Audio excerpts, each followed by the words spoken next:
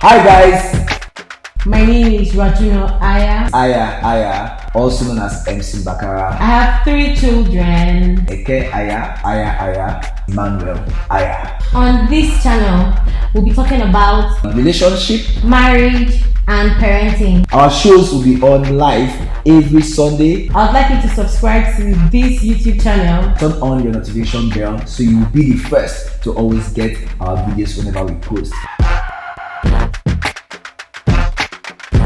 Ladies and gentlemen, welcome to Ayaz! It is another day and another episode of the Ayas. And so we are glad to welcome you back to our YouTube channel where we talk about marriage, relationship, and of course we give you an insight of our day-to-day activities, how we live as a family and what we do in the streets of Lagos and of course Nigeria. So welcome to our YouTube channel, and of course if you're coming here for the first time, We'd like you to subscribe to our channel and click on the notification bell so you can always be updated when we make a post. Alright, so distinguished ladies and gentlemen, dear excellencies over there at home watching us, we are so excited to have you, and of course today we'll be treating you with something very, very special, something that is of utmost importance in marriage, especially in the African setting, especially or most especially in Nigeria, and that will be Dealing with your in-laws.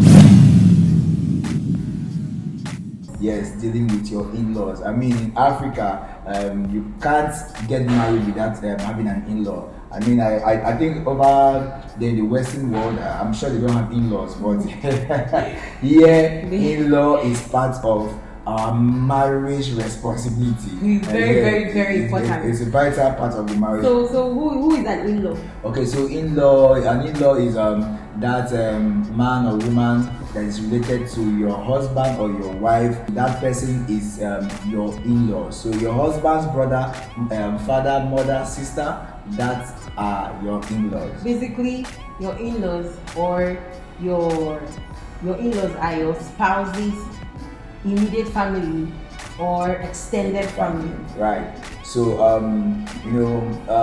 there's this cliche, especially in the Nigerian movie, where in-laws are very, very terrible set of human beings. Yeah, in-laws are here to most times are there to destroy marriages, are there to put troubles in marriages, and so we are here to clear the perception and of course talk to us on how we can manage our in-laws, because of course my in-laws, meaning my wife's parents, are both alive and her siblings are all alive, so and then our cousins, in fact then they are a nation. So and of course we have developed strategies how we communicate and deal with them, and of course my both parents are alive and my siblings too are all alive, and so she also we have developed strategies on how she can manage and deal with them irrespective of where and how they are coming into our marriage. And so today we are going to be talking to you, especially you, the couple who is getting into marriage, how you can deal with your in-law. First of all, we want to clear mentality. In-laws are not bad people. No, they are not bad people. There has been this mindset that a lot of people take into marriage because of the news of the bad act of in-laws or the bad parts. But I'm here to clear that mentality. I'm here to clear that notion. It's not correct. Usually, in life, we tend to speak out loud when there is a problem. Yeah. But when all is well, we keep silent. Of course. Yes, that's why it's very possible that we hear more of the stories that have to do with bad in-laws. Yeah. We don't hear about the good ones, because those that have good in-laws just think it's normal, it's okay, my in-laws are nice. Just like cool, I have some very wonderful set yes, of course, in-laws. Same here. Yeah. And then, but when there is problem or when there are problematic in-laws on your hand, it's Twitter, everywhere. Bad news. It's on YouTube. Bad news travels very fast. Yeah. So don't look at those stories and then conclude that in-laws are nasty. Because I have a friend. Before I got married, I had somebody that was always praying that her husband's mom should die before they get married because she doesn't want to go into in-law drama, and that's really nasty, you know. And I told her, you're going to have children, and then what if your son's girl is praying that you should die too? Because she will die too. Okay, so now what is the big deal? Now you are going into, want to go deeper. Now, if you are going into marriage, of course, like we said, you are sure you're going to have an in-law, okay, both ways. So first of all, one of the things I like to highlight here is, as you are coming into marriage, remember when both of you agreed that you were going to come into marriage, it was not a family meeting. So you did not bring your family when you were asking her out, and when you proposed to her, it was not family to family. You made your decision, she also made a decision to accept you. So as you are going into marriage, the day you finish your marital rights and all of those things, that day both of you become a family. And so it is time to start cutting off the in-laws within your circle. Now, we are not saying you should throw away your brother or sister. No. We're not saying you should throw away your father or mother, but we are saying you should reduce their responsibilities and their rights in your life as at that time. Yes. And so now, when once you start your family and you're already having the mindset of, you know, dealing with your people and your new home, throw away that mentality of in-laws are bad. Throw them down the road, because it can affect the way you relate with your people. Yeah, you start thinking, so you start becoming very defensive. You want to attack every time you see them. Yes. Now, every little thing they do, you read meaning into it, unnecessary meaning. Yeah, now, people don't like me.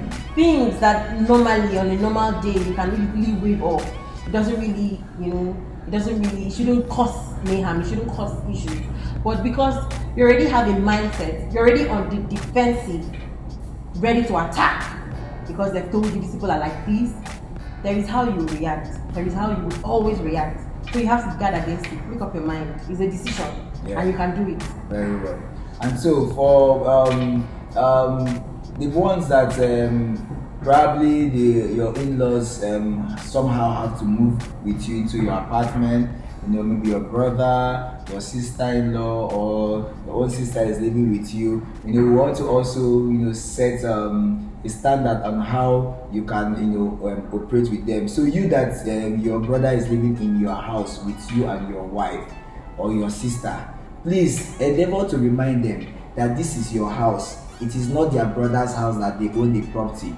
Because one of the things we do is that, because we refuse to speak as couple, so our in-laws, our brothers tend to take some, have some rights in that home, which is not correct. So because you are my brother and I have just one vehicle, you can't just carry the vehicle anytime you want. Because you're my brother, and my wife will go and enter, a motorcycle or use the public transport just because my brother is in the house. So you have to set the standard right and tell them, see, now I'm in the house. Like for me, none of my brothers, sisters, whoever they are, in fact even my parents can take charge in my home when my wife is. After me in this family is my wife. Then after my wife, my children. In fact, my parents and my siblings do not have any place. They are straight visitors. So you don't give room. So you, the couple, first of all, you have a role to play. This husband, you have a role to play. The wife, you have a role to play. You have a role to make sure that even your in-law realizes that, your brothers and sisters realizes that your wife is the next person after you.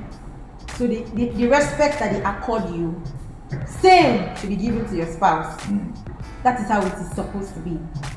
Because if you don't even start now to tell them, they'll start planning your death, hoping that when you die, they'll take away. That's why we have in Nigeria, when a man dies, the family wants to come and take away the property. My goal is to pursue you. Now, there are certain things you should do, as couples, when we are dealing with our in-laws. We should respect them. Respect them, please. Don't always be, like I said before, on the defensive. Be very respectful, because whether you like it or not, you're part of your husband's life, and or your spouse's life, part of your wife or your husband's life, and I wouldn't like to see somebody I love disrespect another person that I love. So if you treat my people with love and respect, I'd love you more. Because it could be hell, though, if you don't give them that respect. At least be that you respected them and they're ones not keeping to their yes. But if you don't respect them, those people. Yes, and you know, I've been in some situation where I have seen, say, take for example, one of the spouses disrespecting a parent of the other spouse. You know, now there are sometimes they can be very overbearing and annoying, you know, to you and all, but watch your tongue. Even when you want to talk to them, even when you want to like make your case known and all, you mustn't be all outrightly disrespectful and all. Now you might be right in the point you're making, but for the mere fact that you disrespected them, it's going to be painful for your spouse. Do you know why? Because your spouse, those are their parents. That is him or her parents. Okay, these are the people that brought them up. So yes, if people are now in a new world of your own, you're now a small unit that's trying to grow and all, but that does not override the fact that at some point this was all they had. And you know, at some point, even if you are right and you disrespect, say for instance, you disrespect my parents, if you are not controllable, like if you cannot conduct yourself, I would like to disrespect your own parents too, and therefore that is also going to bring chaos in the marriage. So back and forth. Yeah, one has to be very, very, very, very, very, very careful when he has to do with that. And so, but you know, we're talking about also setting boundaries. Yes, you spoke about that. Yeah. Where you say you have to create your boundaries and then stand your ground. Now, there's something we said in some of our episodes behind some of the episodes in season 1, where we spoke about in some situations where you know that it's going to be a little bit dicey if you stand up to your partner's spouse and that is going to be a little bit dicey if you stand up to your partner's parents or in-laws. In this situation, let each person handle their family. Yeah, so I mean, my family is becoming very oppressive, you know, and hers are also agitating. So what do? Raju, go talk to your people. I will handle my people. So you know why? Because you are their own. I am their own. They can only be angry with me for a while. Yeah. They will get over it because unconditional love, parents, you know, family and all. But if it is me that crosses over to his, it might not be easily forgiven because, you know, so it's advisable that you handle your people. So what if so now if my in-laws my own parents are very, very possessive. I mean, they want to control everything that happens in our marriage, and it's noticeable, you know. And of course, I like some other person talked about mommy's boy and all of that, and I'm a mommy's boy. What do we do? This is where you create boundaries. You come together, and we spoke about agreements in our last episode. You have to sit down and agree on what you guys have to do. Okay, now this is how we will handle it. We are no more going to take orders from these people. We're not going to do like this. We're not going to do like that. When they come this way, I will stand here because they are my own. So now, if you, the mommy's boy, you're having difficulties, remember that this is now your priority. Your new home is your priority. They are living their life. They've lived their life and they are still living their life. It is time for you to create your own path and begin. So you have to stand up, set boundaries, and be firm. Be very firm. Yeah, so stand your ground. So what's your take with the husband having issues with who sits on the front seat? Is it mommy or my wife? That's a very big problem on its own. That front but my mother, every time my mother comes to our house, she just, when we are going to the car, she just goes to the back seat. So when I hear this thing, I wonder what's really happening. Excuse me, I don't like to brag, but I think I've got the best thing of, you know. What are they doing in front of the seat in that car? Is it your car? Is my son's car? And so what? Is it? Why don't you sit in your husband's car? Oh my God.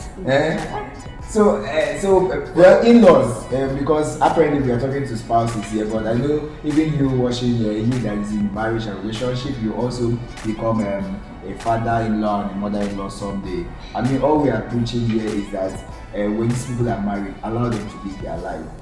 I mean, sometimes in a year we see our parents just once, even when we're living in the same city, they don't visit us like visit us all the time. Most time we even try to want to visit them and see how they are doing. But I mean, just give these people space to grow. Let them build their own life and build their own world. We know it's Africa, so you want to always come around. So for you two in-laws, couples, you don't kick your leg on stone and you run to see your people, because that's one of the things that make them feel they still have. That you're not capable, and you still have a little bit of right over you.